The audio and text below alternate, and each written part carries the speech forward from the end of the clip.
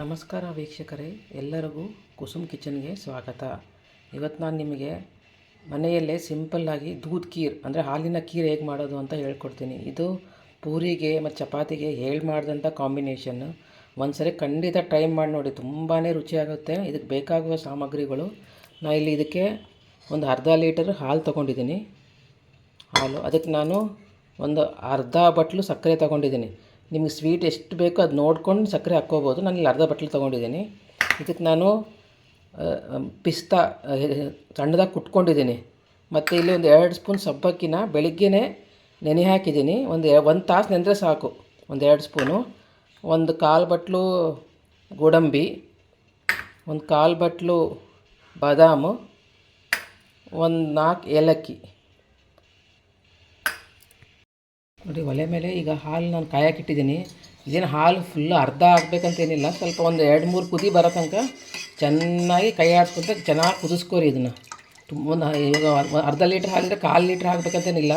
ಒಂದು ಸ್ವಲ್ಪ 2-3 ಕುದಿ ಚೆನ್ನಾಗಿ ಬರಬೇಕಿದು. ಅಷ್ಟು ತನಕ ಚೆನ್ನಾಗಿ ಕುದಿಸ್ಕೋರಿ. ನೋಡಿ, ಈಗ ಹಾಲು ಚೆನ್ನಾಗಿ ಕುದಿ ಬರ್ತಾಯಿದೆ. ಒಂದು 5-10 ನಿಮಿಷದ ಕಾಲ ಚೆನ್ನಾಗಿ ಕುದಿಸ್ಕೋರಿ. ಅದೇನು ಹಾಲು ಅರ್ಧ ಆಗಬೇಕಂತೇನಲ್ಲ, ಚೆನ್ನಾಗಿ ಕುದಿಬೇಕು. ಕೈಲೇ ಕಲಿಸ್ತಾನೆ ಇರಿ ಅದಕ್ಕೆ. ಹಿಂಗೆ ಒಂದು 5-10 ನಿಮಿಷ ಕುದ್ಮೇಲೆ ಚೆನ್ನಾಗಿ ಕುದೀತಾ ಇರುವಾಗ ಇದಕ್ಕೆ ನಾನು ನೆನೆಸಿರೋ ಸಬ್ಬಕ್ಕಿ ಹಾಕ್ತೀನಿ. ಇಲ್ಲಿ ನೋಡಿ, ನಾನು 2 ಸ್ಪೂನ್ ಸಬ್ಬಕ್ಕಿನ ಬೆಳಿಗ್ಗೆನೇ ನೆನೆಸಿದ್ದೆ. ಅದು ನೆನೆಸಿದ ಸಬ್ಬಕ್ಕಿನ ಇದಕ್ಕೆ ಹಾಕಿ ಸ್ವಲ್ಪ ಸಬ್ಬಕ್ಕಿ ಆಗೋವರೆಗೆ ಇದನ್ನು ಚೆನ್ನಾಗಿ ಕುದಿಸ್ಕೋಬೇಕು.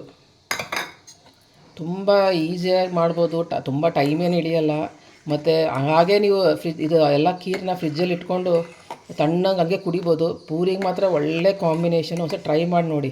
ಈಗ ಸಬ್ಬಕ್ಕಿ ಹಾಕಿದ್ದೀನಿ. ಸ್ವಲ್ಪ ಸಬ್ಬಕ್ಕಿ ಬೆನೆಯೋ ತನಕ ಸ್ವಲ್ಪ ಹಾಲನ್ನ ಚೆನ್ನಾಗಿ ಕುದಿಸ್ಕೋರಿ. ಮಧ್ಯೆ ಸ್ವಲ್ಪ ಕೈ ಆಡಿಸ್ತಾಯಿರಿ. ನೋಡಿ, ಈಗ ಸಬ್ಬಕ್ಕಿ ಹಾಕಿ ನಾನು ಒಂದು 2-3 ನಿಮಿಷದ ಕಾಲ ಚೆನ್ನಾಗಿ ಕುದಿಸ್ಕೊಂಡಿದ್ದೀನಿ. ಸ್ವಲ್ಪ ಮೀಡಿಯಮ್ ಫ್ಲೇಮಲ್ಲಿ ಇಟ್ಕೊಂಡು ಚೆನ್ನಾಗಿ ಕುದಿಸ್ಕೋರಿ. ಈಗ ಸಬ್ಬಕ್ಕಿನೂ ಆಗಿದೆ. ಈಗ ಇದರಲ್ಲಿ ನಾನು ತುಂಬ ಏನು ಸಬ್ಬಕ್ಕಿ ಹಾಕಲ್ಲ, ಒಂದು 2-3 ಸ್ಪೂನ್ ಅಷ್ಟೇ ಸಬ್ಬಕ್ಕಿ ಹಾಕಿರ್ತೀನಿ. ಯಾಕಂದರೆ ಸ್ವಲ್ಪ ಖೀರ್ ಸ್ವಲ್ಪ ಗಟ್ಟಿ ಬರುತ್ತೆ, ಅದಕ್ಕೆ ಹಾಕಿರ್ತೀನಿ. ಈಗ ಸಬ್ಬಕ್ಕಿ ಎಲ್ಲ ಬೆಂದಮೇಲೆ ಇದಕ್ಕೆ ಅರ್ಧ ಲೀಟ್ರ್ ಹಾಲಿಗೆ ನಾನು 3/4 ಕಪ್ ಸಕ್ಕರೆ ಹಾಕಿದ್ದೀನಿ. ನಿಮಗೆ ಸಕ್ಕರೆ ಎಷ್ಟು ಸ್ವೀಟ್ ಬೇಕಾಗುತ್ತೆ ಅದು ನೋಡಿಕೊಂಡು ನೀವು ಸಕ್ಕರೆ ಹಾಕ್ಕೋರಿ. ಈಗ ಸಕ್ಕರೆ ಹಾಕಿ ಒಂದು 5 ನಿಮಿಷದ ಕಾಲ ಚೆನ್ನಾಗಿ ಕುದಿಸ್ಕೋರಿ. ಕುದಿಯೋ ಮುಂದೆ ಸ್ವಲ್ಪ ಕೈ ಆಡಿಸ್ತಾಯಿರಿ. ಇದನ್ನು ಒಂದು 5 ನಿಮಿಷ ಚೆನ್ನಾಗಿ ಕುದೀಲಿ ಸಕ್ಕರೆ ಇದರಲ್ಲಿ. ನೋಡಿ, ಸಕ್ಕರೆ ಹಾಕಿ ನಾನು ಒಂದು 2 ನಿಮಿಷದ ಕಾಲ ಚೆನ್ನಾಗಿ ಕುದಿಸ್ಕೊಂಡಿದ್ದೀನಿ. ನೋಡಿ, ಸಬ್ಬಕ್ಕಿ ಕಾಣ್ತಾ ಇದೆ. ಸಬ್ಬಕ್ಕಿನೂ ಚೆನ್ನಾಗಿ ಆಗಿದ್ದಾವೆ ಇದರಲ್ಲಿ. ಈಗ ಎಲ್ಲನೂ ಸಕ್ಕರೆ ಎಲ್ಲ ಸಬ್ಬಕ್ಕಿ ಎಲ್ಲ ನೀಟಾಗಿ ಬೆಂದ ಮೇಲೆ ಇದಕ್ಕೆ ನಾವು ಏನು ನಟ್ಸ್ ಇಟ್ಕೊಂಡಿದ್ವಲ್ಲ ಅವನ್ನೆಲ್ಲ ಇದಕ್ಕೆ ಹಾಕ್ಬಿಡೋಣ. ನೋಡಿ, ನಟ್ಸ್ ಒಂದು 1/4 ಭಾಗ ತೊಗೊಂಡಿದ್ದೀನಿ ನಾನು. ಒಂದು ಸ್ವಲ್ಪ ಗೋಡಂಬಿ, ಒಂದು ಸ್ವಲ್ಪ ಬಾದಾಮು, ಒಂದು ಸ್ವಲ್ಪ ಪಿಸ್ತಾ ಹಾಕಿ ತುಂಬಾ ಒಂಥರ ಫ್ಲೇವರ್ ಚೆನ್ನಾಗಿ ಬರುತ್ತೆ ಅದ್ರದ್ದು.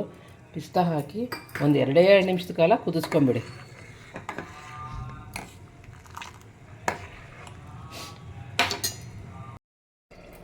ನೋಡಿ, ಈಗ ಚೆನ್ನಾಗಿ ಕುದಿ ಬರ್ತಾ ಇದೆ.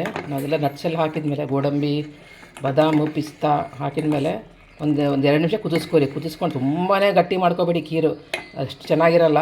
ಈ ಹದಕ್ಕಿರಲಿ. ಮಾಡ್ಕೊಂಡ್ಮೇಲೆ ಇದಕ್ಕೆ ಲಾಸ್ಟಿಗೆ ಏಲಕ್ಕಿ ಪುಡಿ ಹಾಕಿಬಿಡಿ. ಹಾಕಿ ನೀಟಾಗಿ ಕಲಿಸ್ಕೊಂಬಿಡಿ. ನೋಡಿ, ಬಿಸಿ ಬಿಸಿಯಾದ ದೂದ್ ಖೀರ್ ರೆಡಿಯಾಗಿದೆ. ತುಂಬಾ ರುಚಿ ಇರುತ್ತೆ. ಪೂರಿಗೆ ಮಾತ್ರ ಮಾಡಿದಂಥ ಕಾಂಬಿನೇಷನ್ನು. ಒಂದ್ಸರಿ ಖಂಡಿತವಾಗಿ ಇದನ್ನು ಟ್ರೈ ಮಾಡಿ ನೋಡಿ. ಮಕ್ಕಳು ಕೂಡ ತುಂಬ ಇಷ್ಟಪಟ್ಟು ತಿಂತಾರೆ ಇದನ್ನು ನೀವು ಸ್ವಲ್ಪ ತಣ್ಣಗಾಗಿಬಿಡಿ. ನಿಮಗೆ ತಣ್ಣಗಾದ್ಮೇಲೆ ಇದನ್ನು ಸರ್ವ್ ಮಾಡ್ಕೊಂಡು ತಿನ್ನಿ. ತುಂಬಾ ರುಚಿಯಾಗಿರುತ್ತೆ. ನಿಮಗೆ ಈ ಖೀರ್ ಇಷ್ಟ ಆದರೆ ಕಮೆಂಟ್ ಸೆಕ್ಷನಲ್ಲಿ ಲೈಕ್ ಮಾಡಿ, ಸಬ್ಸ್ಕ್ರೈಬ್ ಮಾಡಿ. Thank you for watching my channel. ಬಿಸಿ ಬಿಸಿ ಪೂರಿಗೆ ಖೀರು ಮಾಡಿದಂಥ ಡಿಶ್ಶು. ನೋಡಿ, ಈಗ ಸರ್ವ್ ಮಾಡ್ತೀನಿ ನನ್ನ ಗ್ಲಾಸ್ಗೆ. ಒಮ್ಮೆ ಈ ರೀತಿ ನೀವು ಕೂಡ ಪೂರಿಗೆ ಈ ರೀತಿ ಖೀರ್ ಮಾಡ್ಕೊಂಡು ನೋಡಿ. ತುಂಬಾ ರುಚಿಯಾಗಿರುತ್ತೆ. ಮತ್ತೆ ಮಾಡ್ಕೊಂಡು ತಿನ್ಬೇಕನ್ಸುತ್ತೆ. ನಾನು ಇದಕ್ಕೆ ಪೂರಿಗೆ ಖೀರು ಮತ್ತು ನಾನು ಕಡಲೆಕಾಳು ಪಲ್ಯ ಮಾಡ್ತೀನಿ. ಎಲ್ಲರೂ ಯೂಶ್ವಲಿ ಆಲೂಗಡ್ಡೆ ಮತ್ತು ಸಾಗು ಮಾಡ್ತಾರೆ. ಒಂದು ರೀತಿ ಒಮ್ಮೆ ಈ ರೆಸಿಪಿನೂ ತೋರಿಸ್ತೀನಿ ನಿಮ್ಗೆ, ಕಡಲೆಕಾಳು ಹೇಗೆ ಮಾಡೋದು ಪೂರಿ ಅಂತ. ನೋಡಿ, ಪೂರಿಗೆ ಮಾತ್ರ ಖೀರ್ ಮಾಡಿದಂಥ ಕಾಂಬಿನೇಷನ್. ಒಂದ್ಸರಿ ಇದನ್ನು ಟ್ರೈ ಮಾಡಿ ನೋಡಿ. ನಿಮ್ಗೆ ಇಷ್ಟ ಆದರೆ ಲೈಕ್ ಸೆಕ್ಷನಲ್ಲಿ ಕಮೆಂಟ್ ಮಾಡಿ, ಸಬ್ಸ್ಕ್ರೈಬ್ ಮಾಡಿ.